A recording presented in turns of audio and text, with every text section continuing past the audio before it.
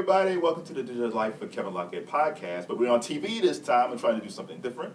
Today, I'm talking to Sage Lewis from Sage Rock in Akron, Ohio. I'm going to talk about the future of tech in 2015. So, hey, Sage, how you doing? Kevin, how's it going, man? I'm good. So, for people who don't know anything about you and Sage Rock, please tell us a little bit about yourself. We're a digital marketing agency. We've been doing that since 1999, and so we have always been working with the latest technology as it relates to businesses. And how long have you been? So 99, so it's like 15 years. I can't even believe it. It's crazy. So what's changed within that 15 years between 99 and... You know, there's the tactics are kind of changing, right? So back in 99, it was at that time it was a straight organic search play. So you did Alta Vista, you're like, I need to come up in Alta Vista, you know? And then not much later, there was paid search and people started buying ads and that sort of thing. And then several years later, social media started to get into the game, and then 2006, 2007, YouTube came on the stage. And so if you think about where we are today with Instagram and Tumblr, the tools are quite different. Everything, I would say, except Google. Google, it was on the stage at that point in time, but it wasn't a major player right in 99. It was soon after. Right. But, so the names are different, but the concepts are not different at all, and probably aren't any different than before the internet revolution, I would say. So you're saying, like, people always have these ideas about technology, everything's growing, it's changing and shifting, but you're basically saying the foundation of what technology is the past 15 years when it comes to digital and social is basically still the same. Yeah, I would think so. If anything, the technology is making it more the same. It's making it more like the small communities we had prior to the TV era and then the big box store era. I think we're actually moving back into a time when we knew who our insurance salesman was and we knew who our grocer was. We're coming back to that kind of time. And that's very disorienting for a lot of people because they grew up in an era where everything was anonymous, Right. where we didn't know anybody, and now we know people. I've read recently that Amazon is doing that a little bit more, where they're trying to open up more satellite places for people, because you could buy stuff and that's nice, but I think people like that engagement with someone, asking someone questions. Yeah, and you know what's interesting, I know my UPS guy by first name.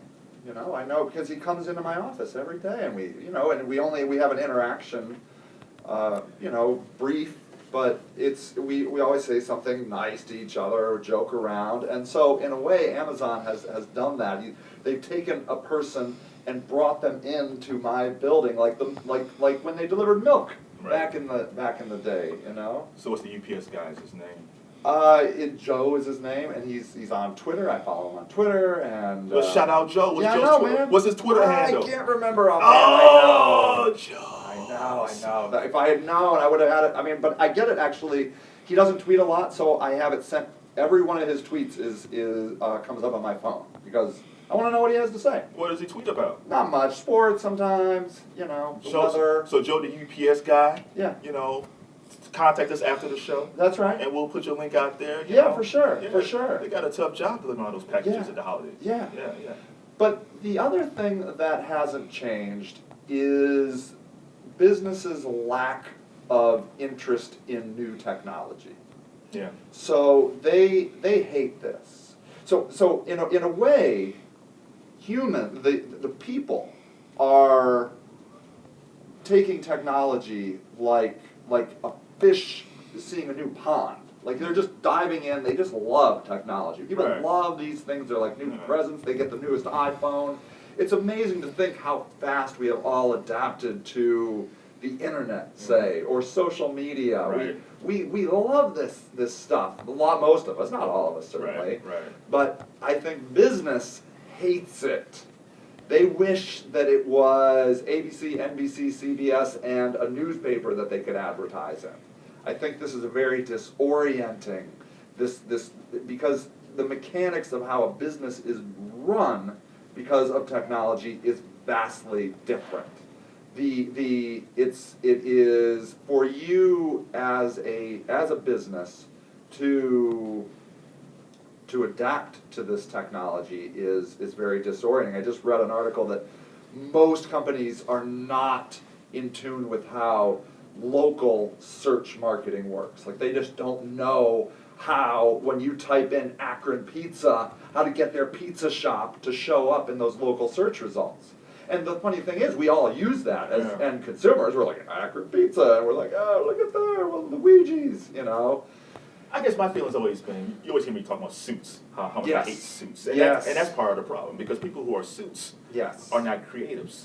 They are people who maybe have MBAs, which I'm sure they're fine people. Yes. But at the same time, they lack a creative thing that they have to run businesses. They know X's and O's, they know numbers, but they don't. Right. But as far as like being a creative leader, they're lacking in that. Well, that's right. I mean, they're the people in power, and they got in power because of something they did good back years ago. And it's a big risk for them to adapt to something new, because it opens them up to massive failure personally, you know. Right. So I think they are very concerned with this and don't realize how to use it, don't really understand how to use it. And so, but ultimately it's to their own demise, because we as end users love this stuff.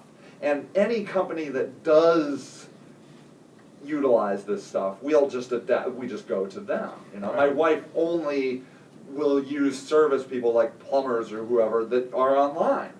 And it used to be in 1999, most plumbers weren't online. You had to go to the Yellow Pages. Right. But now that's certainly not the case. I mean, you know, so who's going to use the Yellow Pages? If you're a roofing company, and you're like, well, I use the Yellow Pages, that's how I market.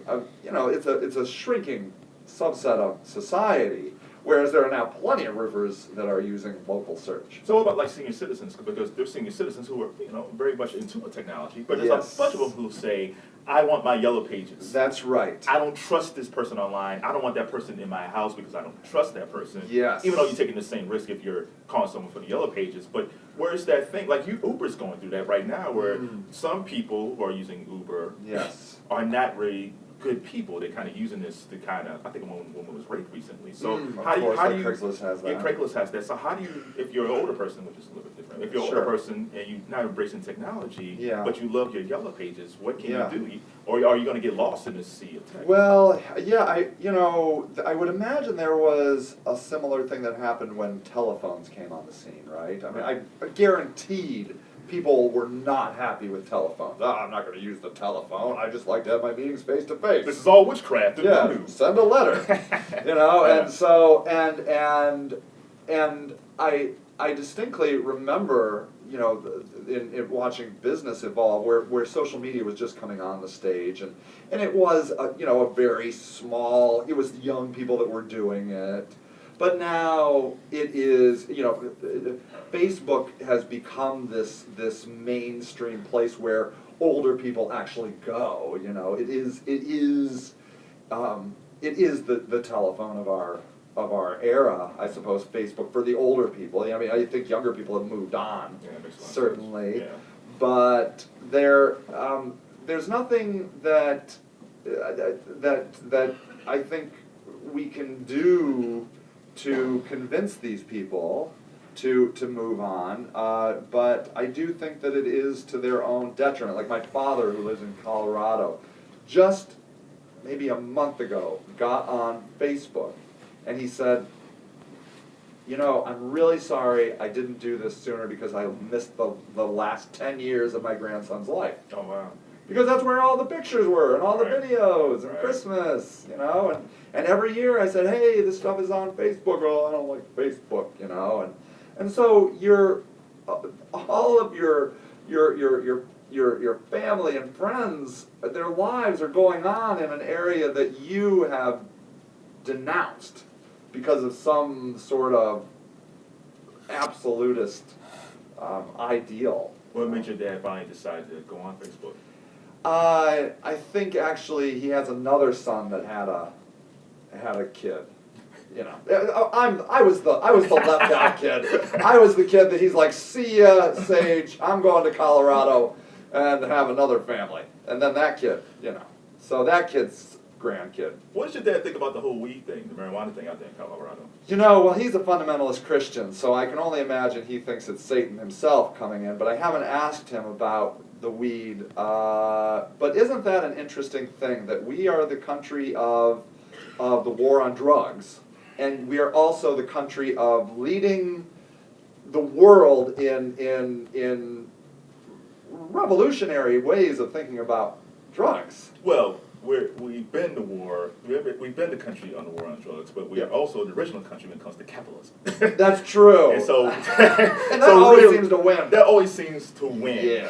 Yes. Because my feeling is, like I see, because they have these shows about these weed barons, these marijuana barons, and my feeling is, okay, there's a lot of guys who are in jail in Colorado who sold weed. Yes. So are they going to get their sentences commuted? Interesting. Because like now you're profiting off this stuff. Yes. And if I went to jail in Colorado and I sold this stuff, shouldn't I? Should you be able to get out now? Yeah. And do actually, you know what the law is on that? Have they talked about that? I haven't heard anything. I haven't heard anything about it. That is interesting, isn't it? Yeah. In fact, I think they have a work program where if you did get busted for weed, you get a job at one of some of these weed places. And if you sold on the street, you become a salesman. You're automatically a salesman. Economics. Yes. Help broken areas, broken families, and impoverished communities. Yes. Make people feel proud that, hey, I'm a weed seller, and I'm proud of it. That's exactly right. Finally, they can stand up for something they believe in. Yes. Yeah, I think that's right. Tap into your skill set. Yes. I agree. I noticed your phone. It looks like a Nintendo. Yeah, my kid got me this. That's really cool. Yeah, isn't that? He's a hip dude. Yeah, he is a hip dude. Yeah. With a lot of hair. That's right. Unlike me. That's right. And unlike me. Yeah. Right. Okay, so before we end our conversation today, hey man, I don't want to end. If you want to hear more from us, I did your podcast, and we talked an hour, at least an hour, and in these few 2 minutes, hours, we talk more about tech in these little. That's few true. Minutes. We never got to tech. No, we talk about everything else. We should do it again. And stuff we can't say in front of your son. That's probably true. Can't talk about Sonny, I'm sorry. Right. But, so if you want to hear like crazy stuff we talked about, go to what's sagerock.com/blog. It's right there. Yeah, it's really cool. So what trends do you think in 2015? Because you teach technology. And you go to different conferences. So when you talk to different people, what do they see in 2015? All right. So I've been thinking a lot about conceptual stuff recently. Like I'm really into thinking about the universe and technology. I'm thinking about all this stuff, and like I'm listening to a podcast right now from a guy that's a transhumanist. He's going to be running for president in the upcoming election on the transhumanist platform. What is that? Transhumanists are people that are proponents of integrating technology into humans themselves. Like giant mnemonic type of? Well, like yes, so you know, embedding implants, you know, and like they believe ultimately that the reason we adapt so easily to this technology is because it is our natural evolution. It's where we are headed. And you think about like you know, these cochlear implants that people are getting. So deaf people that couldn't hear can now hear. We are seeing people that couldn't see can now see. There is technology that came out just this year where they are putting like things on people's heads, and they are able to transmit thoughts from digitally, and it's a very simple thought right now. Like and I forget, it was a French person and maybe a Chinese person or something like that. Yeah. And one said hello in their language, and the other one said hello back, and they thought it. They thought hello, and the receptor was able to pick up the reaction in their brain of that word and then transmit it back into the other person's brain. That could be kind of dangerous, because that could almost be like a Manchurian candidate type situation if in the wrong hands. Well, we are, I mean, we now have Siri where we're talking to our phones, but and certainly not in 2015, but we are indeed getting to an area, I mean, it is very acceptable to think that we will be able to empath with our phone, that we'll be able to think to our phone. Wow.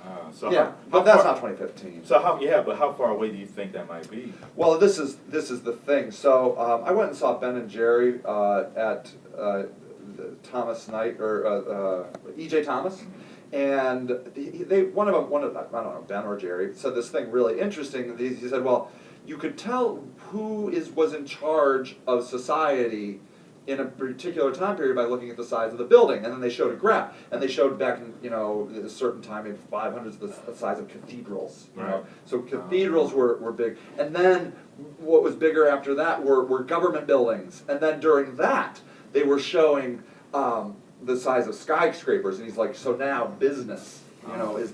But what I think is interesting is and these things, you think, well, then it's going to be business forever, but it's not. And I think the next evolution will be technology, and you imagine the size of server farms that exist. And maybe they won't be skyscrapers, but they'll be out in the plains of, Nebraska, massive server farms. And so I believe that is where we are headed, that technology will become our main leader of our society, and so we know that a year or two ago, Matt Cutts from Google said that he believed that at that point in time, Google was thinking at the age of an 8-year-old, and so it is making these connections. You type in a word and it says, oh, well, that's related to this. So we know that artificial intelligence is coming. We see that in what's called the knowledge graph in Google. If you go to Google and type in Gandhi, you'll see over on the right-hand side, you'll see a picture of Gandhi and an outline, but then you'll see all these other related people to Gandhi, and that is this knowledge graph. That is Google actually thinking, well, this is, if they like Gandhi, they might like these things as well. So if you like Gandhi, that's right. It's like Amazon, but on billions and billions of SKUs instead. Yeah. And so we are, and it's just getting faster and faster. All of this, we are the learning that we are doing, the access to information is making us all smarter. Being able to think about and study the universe. If you want right now, you can get the latest thinkings on what astronomers are thinking about the universe today, right here. Do you think that will stop aging in some ways? I mean that's just life. We're going to age, but do you think by doing this that they can kind of slow down the aging process? I believe so. Okay, if we do not blow ourselves up, if there is no super volcano like Yellowstone, right? Or if there is no comet that that wipes out massive portions, if none of that happens for the next 1,000 years, right? The technology should continue to evolve, and so if today we can transmit a thought electronically into someone else's brain, it only stands to reason that dumping ourselves, doing a data dump of ourselves into a computer, becomes a possibility. And so instead of worrying about aging, when your body slowly deteriorates, you say, all right, body, goodbye, and you download yourself into a computer. 2 films came out this past year that was like that. Lucy with Scarlett Johansson. Interesting. I haven't seen it. I love you.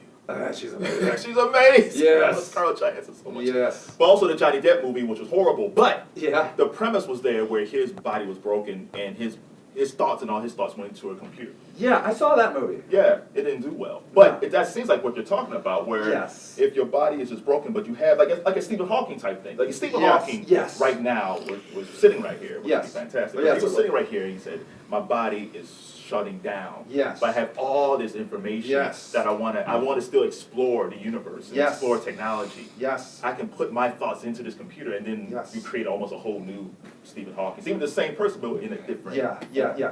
All of this,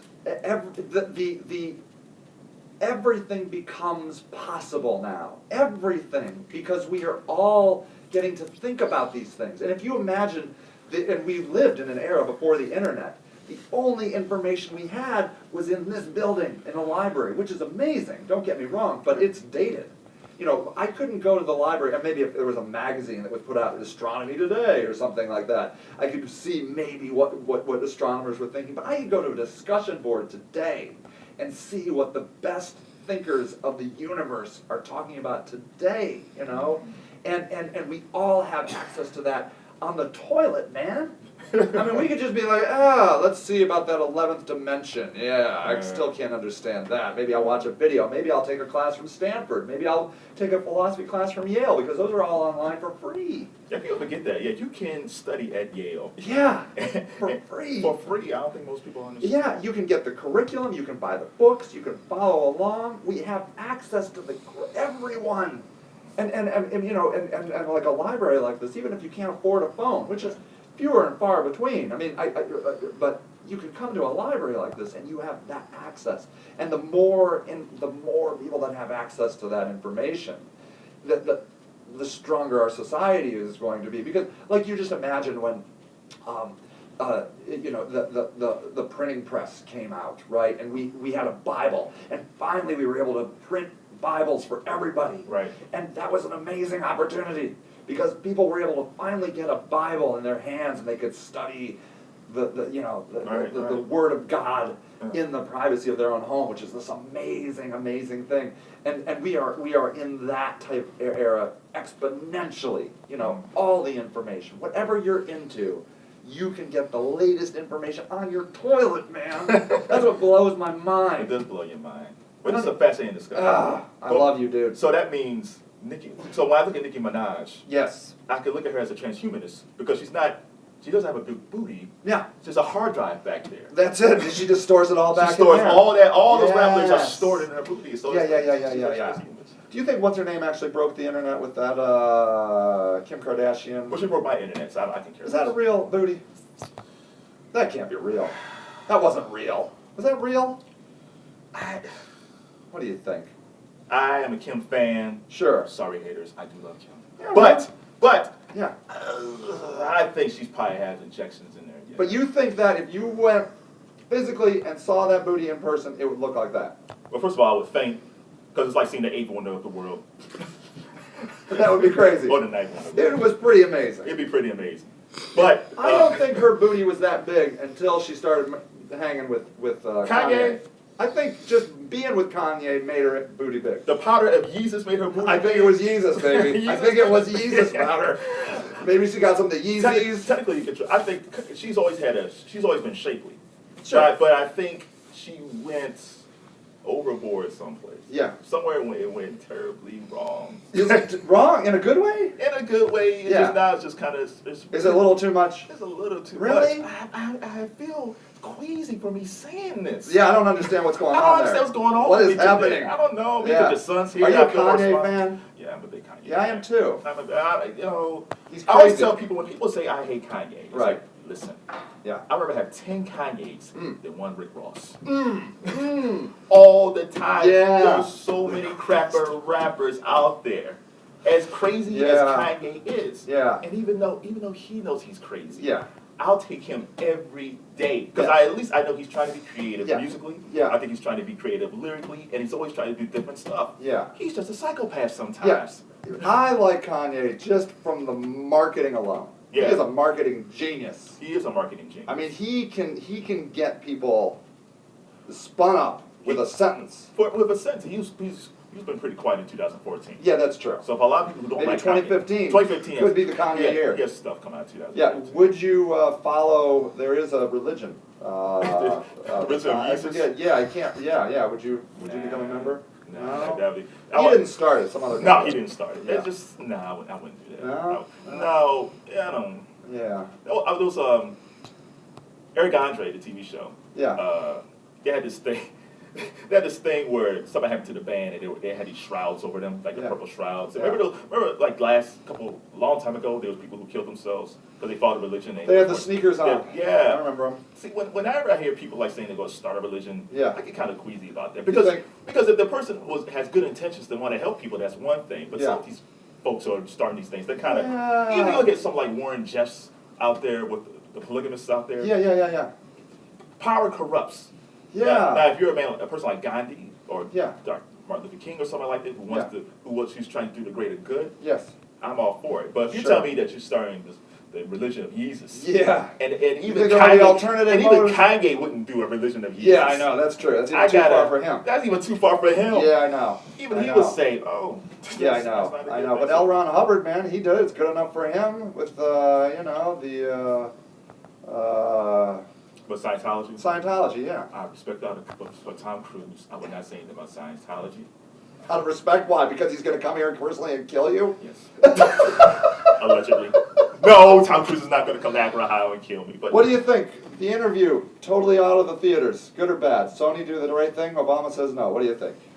the fact that they greenlit that script Yeah, yeah. They knew it was coming, right? and said, okay, we're making a film. I'm sure Seth Rogen and Franco were hanging out Yeah. in Colorado. Yeah, sure. Write a script. Yeah. And they said, They're funny dudes. what if we kill Kim Jong-un? That's right, that's Let's right. do it. Yeah, So they'll never buy this. yeah. And I'm sure they were shocked when they said, okay, Yeah, do the let's do script. it. And if you don't want us to change anything, it's like, oh no, let's not change anything. Yeah. Whoever greenlit that script should be fired. Dude. Because I would say to that person, okay, you guys can do this, but don't make it Kim Jong-un. Make it someplace else. How many movies have you seen where they break into the White House and take the president hostage and like rough him up and like, Yeah. and nobody like attacks him for that? But yeah, but it was never Obama or Bush or Clinton or Reagan or Bush. You think they'd freak out if it was those guys? You have to be some anonymous. You gotta be president? anonymous. You gotta be, What? you gotta be Des Haysbert in 24. You can't be Morgan Freeman. You can't be the real dude. We can't make I a think we film could. saying we're gonna kill Vladimir Putin today. You think You can't Putin's say gonna- that? You can't say that. You can make fun of Putin. You cannot kill Vladimir Putin on In your film. movie? I'm gonna go do it today. You All can right. play Putin. You kill Putin in your movie. Okay. We'll come back and talk about it. All right. And you know what's gonna happen? What? I'll be talking to an empty chair. What's Really? my nice hat? Come on, come on. You would be I gone. could make a little like No. thing. I could burn him on the stake. You would be just like Jack Bauer at the end of 24 in some helicopter someplace. Now you ruin it for everybody. Flying God knows where. Man, you're giving it away. It was on last year. Yeah, that's true. Start from season All one, it was right, fantastic. See, this is awesome. Okay, now we're getting into tangents. I know. We're doing so well. I know. Well, but Jon Stewart does this where he goes on the long interview and you're like, if you want to see more, And you know go how on much- the internet. And you know how much money Jon Stewart gets paid? I know, that's true. I still got student loans. Maybe this will pay for it. All right, Maybe we'll Sage. just do this forever until somebody pays you for your student loans. You still have student loans? That's another show. Thank you everybody for watching the Digital Life of Kevin Locket podcast on TV.